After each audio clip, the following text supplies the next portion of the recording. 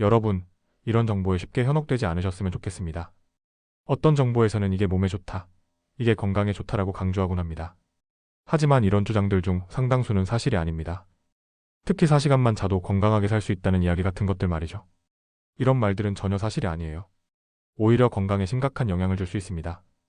대표적인 예로 영국의 마거릿 대처 전 수상이나 미국의 로널드 레이건 전 대통령이 있습니다. 이 두 사람 모두 4시간만 자는 습관을 자랑했지만 결국 치매를 앓게 되었습니다. 또 어떤 사람들은 커피가 몸에 좋다고 하고 다른 사람들은 커피가 건강에 해롭다고 말합니다. 이처럼 특정 음식이나 습관이 건강에 미치는 영향을 단정적으로 말하는 것은 아직 과학적으로 명확히 밝혀지지 않은 경우가 많습니다. 물론 건강과 관련된 연구들이 진행 중이긴 하지만 음식이 건강에 미치는 영향을 정확히 알아내는 것은 굉장히 어려운 일입니다.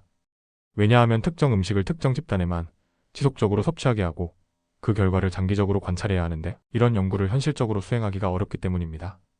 하지만 건강 수명을 늘리고 몸과 마음의 상태를 최적화하는 데 있어서는 비교적 확실히 알려진 방법들이 있습니다. 그 중에서도 가장 중요한 세 가지를 말씀드리겠습니다. 1. 수면. 건강의 가장 중요한 요소는 바로 잠입니다. 충분한 수면은 그 무엇과도 비교할 수 없을 정도로 중요합니다. 7시간에서 8시간 정도 푹 자는 것이 가장 이상적입니다. 수면은 단순히 피로를 푸는 것을 넘어 우리 몸의 기본 상태를 유지하는 데 필수적입니다. 사실 우리가 깨어있는 시간이 비정상적인 상태라고 보아도 과언이 아닙니다. 인간의 기본 상태는 자는 것이며 깨어있는 시간은 생존을 위해 필요한 활동을 하는 잠시의 과정이라고 이해하시면 됩니다. 그러므로 잠을 충분히 자는 것이 가장 기본적이면서도 중요한 건강관리 방법입니다. 식사? 많은 사람들이 무엇을 먹어야 건강에 좋을까? 에 대해 고민합니다. 하지만 과학적으로는 특정 음식을 먹는 것이 반드시 건강에 좋다고 단정짓기 어렵습니다. 음식과 건강 사이의 관계를 명확히 밝히는 것은 쉽지 않기 때문입니다. 다만 규칙적인 식사와 적당한 양을 유지하는 것이 중요합니다. 지나치게 많은 음식을 먹거나 불규칙하게 식사하는 것은 건강에 해로울 수 있습니다. 3. 운동. 운동은 우리가 의도적으로 조절하고 실천할 수 있는 가장 효과적인 건강관리 방법입니다. 규칙적으로 몸을 움직이는 것은 신체 건강뿐 아니라 정신 건강에도 큰 영향을 미칩니다.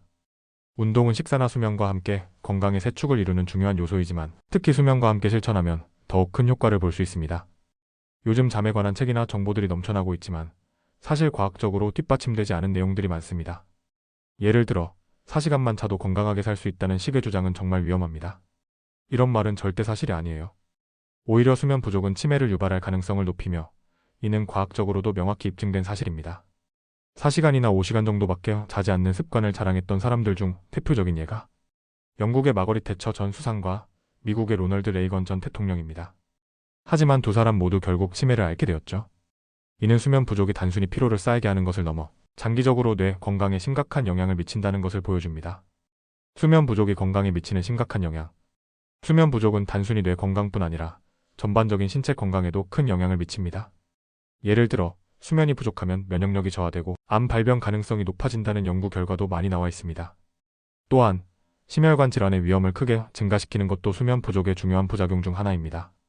수면 부족이 심장 건강에 얼마나 해로운지 보여주는 대표적인 사례가 있습니다.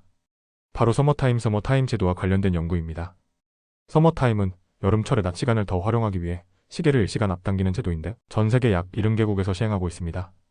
서머타임이 시작되면 사람들은 갑자기 하루아침에 1시간 더 일찍 일어나야 합니다. 그런데 놀랍게도 서머타임이 시작된 직후 날에는 심장마비 발병률이 무려 24% 증가한다는 연구 결과가 있습니다.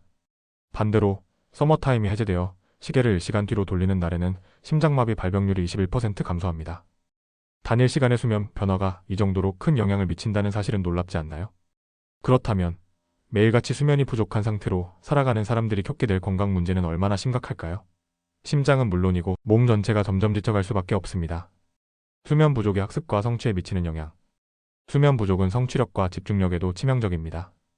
예전에는 4시간 자면 합격하고 5시간 자면 떨어진다는 말이 마치 진리처럼 통했지만 이건 완전히 잘못된 정보입니다. 미국의 한 학교에서는 학생들의 등교 시간을 1시간 늦춰보는 실험을 했습니다. 그 결과 학생들의 SAT 성적이 전반적으로 상승하는 결과를 얻었습니다. 이 실험은 아주 간단한 사실을 보여줍니다. 학생들이 1시간 더 자면 학습 능력이 크게 향상된다는 겁니다. 수면은 단순히 몸을 쉬게 하는 것 이상의 역할을 합니다. 잠을 자는 동안 뇌는 하루 동안 학습한 내용을 정리하고 기억으로 저장합니다. 이 과정이 제대로 이루어지지 않으면 학습 효과가 크게 떨어질 수밖에 없습니다. 특히 청소년들은 최소 8시간 이상의 수면이 필요합니다. 부모님들 중에는 우리 아이가 공부를 더 열심히 해야 하는데 잠을 너무 많이 잔다고 걱정하시는 분들이 있을지도 모릅니다. 하지만 잠을 충분히 자지 않으면 학습 효율이 떨어지고 기억력과 문제 해결 능력도 저하됩니다. 시험 기간 동안 잠을 줄이는 것은 단기적으로는 시간을 확보하는 것처럼 보일지 몰라도 장기적으로는 학습 효과를 낮추는 최악의 선택입니다. 수면에 대한 편견을 버려야 합니다. 한국을 비롯한 많은 나라에서는 잠을 많이 자는 사람은 게으르다는 편견이 있습니다. 하지만 이는 완전히 잘못된 생각입니다. 오히려 성실하고 부지런한 삶을 살기 위해서는 충분한 수면이 필수적입니다. 78시간의 수면은 단순히 피로를 푸는 것을 넘어 몸과 마음을 건강하게 유지하고 삶의 질을 높이는 데 핵심적인 역할을 합니다. 그러니 여러분, 더 이상 수면을 소홀히 하지 마세요. 건강한 삶, 더 나은 성취를 위해 가장 먼저 해야 할 일은 충분히 자는 것입니다. 오늘부터라도 하루 78시간의 수면을 꼭 실천해보세요. 많은 사람들이 낮 시간 동안 제대로 집중하지 못하고 시간을 허비하면서 결국 밤에 해야 할 일이나 공부 업무를 미루는 경우가 많습니다. TV를 보거나 스마트폰을 들여다보며 시간을 낭비하다 보면 자연스럽게 수면 시간이 줄어들게 되죠. 그러나 진정으로 부지런하고 성실한 사람은 낮 시간을 효율적으로 활용하여 일찍 잠자리에 들 수 있습니다. 잠을 많이 자는 사람은 게으르다는 오래된 편견은 이제 버려야 합니다. 오히려 충분히 자는 사람이 더 성실하고 건강하며 나아가 도덕적인 사람입니다. 수면 부족과 건강의 관계. 왜 수면 부족이 도덕성과 연결된다고 말할 수 있을까요? 수면 부족은 치매를 비롯한 심혈관 질환, 당뇨, 비만 등 여러 질병과 밀접한 관련이 있습니다.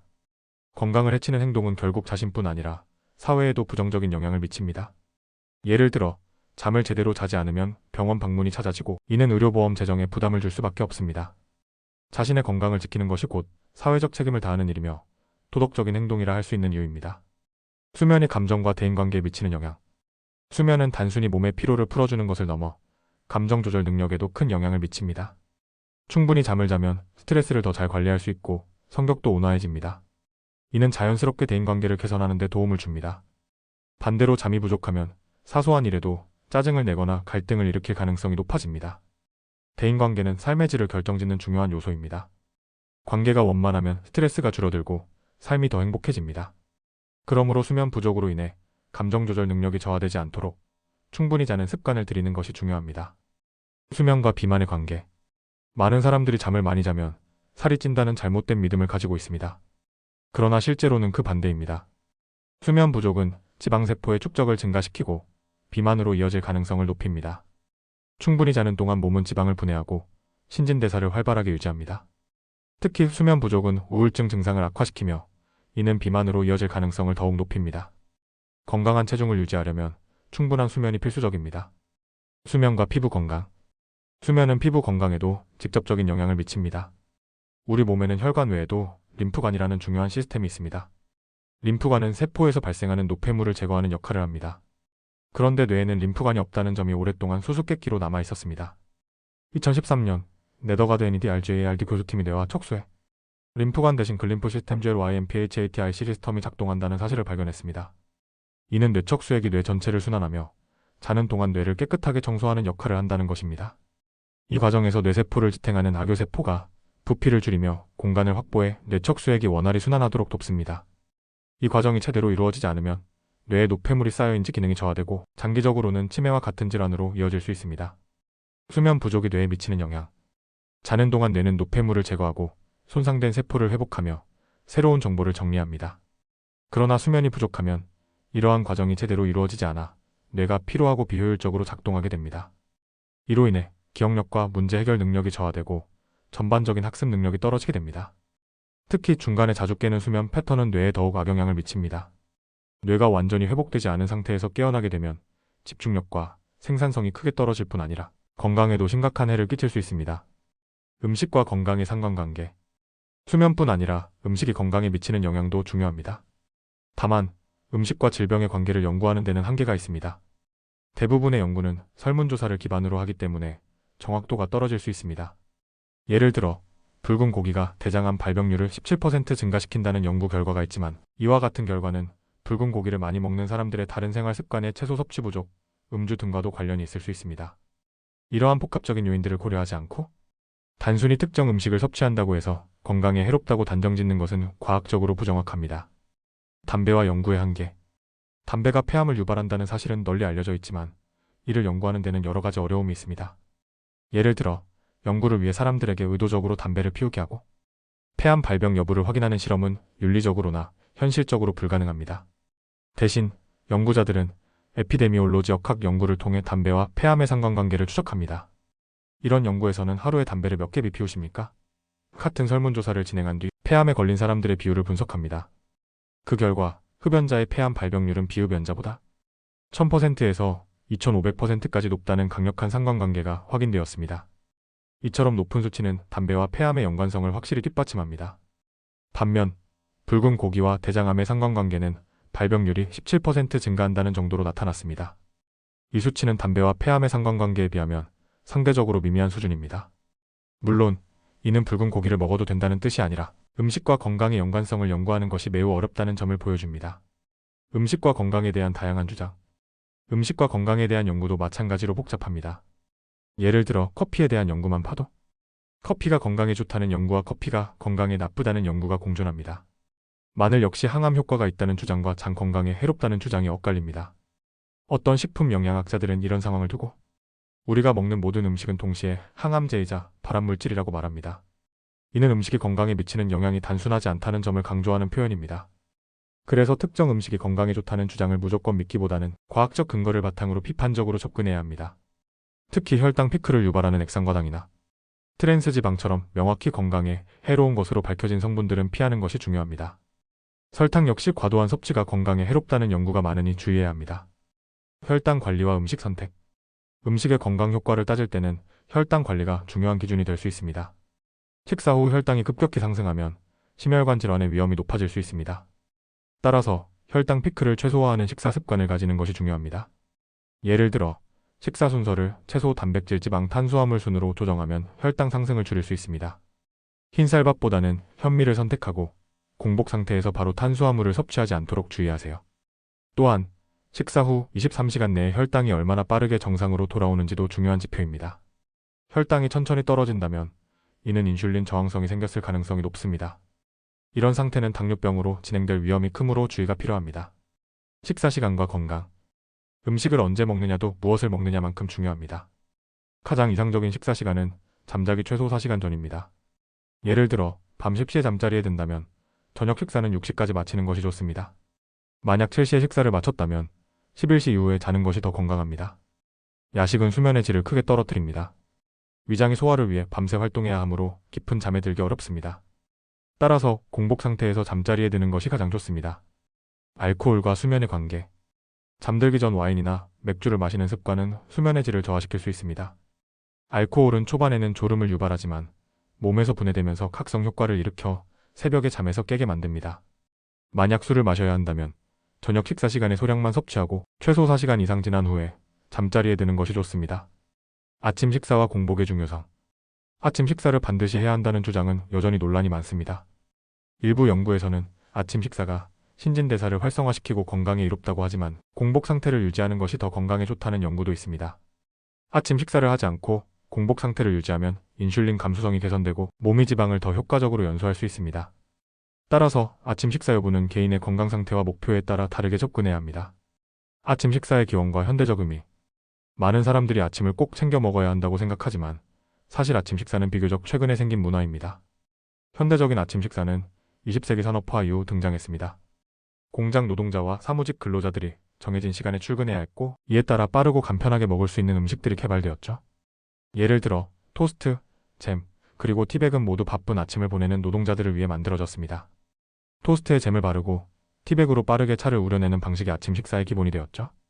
하지만 이런 음식들은 혈당을 급격히 올릴 수 있어 건강에 좋지 않은 영향을 미칠 수 있습니다. 특히나 아침에 오렌지 주스 같은 당분이 높은 음료를 마시는 것은 혈당 스파이크를 일으킬 수 있습니다. 아침을 꼭 먹어야 한다면 계란이나 아보카도 같은 단백질과 지방이 포함된 음식을 선택하는 것이 더 나은 선택입니다. 간헐적 단식의 효과. 아침 식사를 건너뛰고 일정 시간 동안 음식을 섭취하지 않는 간헐적 단식은 건강에 많은 이점을 제공합니다. 예를 들어 저녁 6시에 식사를 마쳤다면 다음날 오전 10시까지 약 16시간 동안 아무것도 먹지 않는 방식입니다. 이런 방식은 자연스럽게 단식 상태를 만들어 몸에 여러 긍정적인 변화를 일으킵니다. 세포 자가포식 현상. 단식이 시작되면 몸은 에너지원이 부족하다는 신호를 받습니다. 이때 에너지를 확보하기 위해 세포 내에서 닳고 손상된 세포를 분해하는 세포 자가포식의 UTOPHAGY 현상이 일어납니다. 이 과정은 신체를 젊고 건강하게 유지하는 데 중요한 역할을 합니다. 자가포식은 낡은 세포를 제거하고 새로운 세포를 재생성하도록 도와줍니다. 이는 노화 방지와 치매 예방에도 효과적입니다. 특히 운동을 꾸준히 하는 사람들은 단식 후 12시간 만에 자가포식이 시작됩니다. 반면 운동을 하지 않는 사람은 36시간 이상 단식해야 자가포식이 활성화됩니다. 따라서 단식과 운동을 병행하면 더 큰 효과를 얻을 수 있습니다. 간헐적 단식과 식사 습관. 간헐적 단식을 실천하면서 점심과 저녁에는 충분히 먹어도 괜찮습니다. 점심 식사 때는 배가 고프기 때문에 몸이 원하는 대로 탄수화물, 단백질, 지방을 골고루 섭취해도 됩니다. 단, 탄수화물은 식사의 마지막에 섭취하는 것이 혈당 조절에 도움이 됩니다. 저녁 식사도 마찬가지로 마음껏 먹을 수 있습니다. 하루 두 끼를 충분히 먹어도 체지방률은 낮아지고 근육량은 증가하는 변화를 느낄 수 있을 것입니다. 운동의 중요성과 효과. 운동은 단식의 효과를 극대화할 뿐만 아니라 전반적인 건강을 유지하는 데 필수적입니다. 특히 존투 트레이닝 조니, TRA이닝이라는 운동 방식은 신체 미토콘드리아를 활성화하고 체력을 크게 향상시킵니다. 존투 트레이닝이란? 존투 트레이닝은 처산 역치렉테이트 스레셜드를 유지하며 운동하는 방법입니다. 이는 심박수를 일정 수준으로 유지하면서 산소를 충분히 활용하는 운동 방식입니다. 처산은 근육통의 원인으로 알려져 있지만 실제로는 에너지를 생성하고 통증을 완화하는 데 도움을 줍니다. 이 운동의 핵심은 자신의 최대 심박수의 6,570%를 유지하며 운동하는 것입니다. 최대 심박수는 간단히 계산할 수 있습니다. 220 나의 최대 심박수. 예를 들어 50세인 사람의 최대 심박수는 170이고 이 수치의 6,570%인 약 11만 122존 투 트레이닝의 목표 심박수입니다. 운동 방법? 존투 트레이닝은 빠르게 걷거나 천천히 달리거나 실내 자전거를 타는 방식으로 할 수 있습니다. 중요한 것은 심박수를 목표 범위 내로 유지하며 3040분 이상 운동하는 것입니다. 이를 위해 심박수를 실시간으로 측정할 수 있는 스마트워치나 헬스밴드를 사용하는 것이 좋습니다. 운동이 끝날 무렵에는 심박수를 한번 크게 올려주는 고강도 운동을 5분 정도 추가하면 더 큰 효과를 얻을 수 있습니다. 수면, 식사, 운동의 균형. 결국 건강을 유지하고 삶의 질을 높이기 위해서는 수면, 식사, 운동의 균형이 중요합니다. 수면 충분히 자는 것이 가장 기본입니다. 하루 78시간의 숙면은 신체 회복과 정신 건강에 필수적입니다. 식사 간헐적 단식을 통해 식사 시간을 조절하고 혈당 피크를 최소화하는 식사 습관을 가지세요. 운동 존투 트레이닝 같은 유산소 운동을 꾸준히 실천하며 미토콘드리아 기능을 강화하세요. 이 세 가지를 실천하면 신체와 마음이 모두 튼튼해지고 100세까지도 건강하게 살 수 있을 것입니다.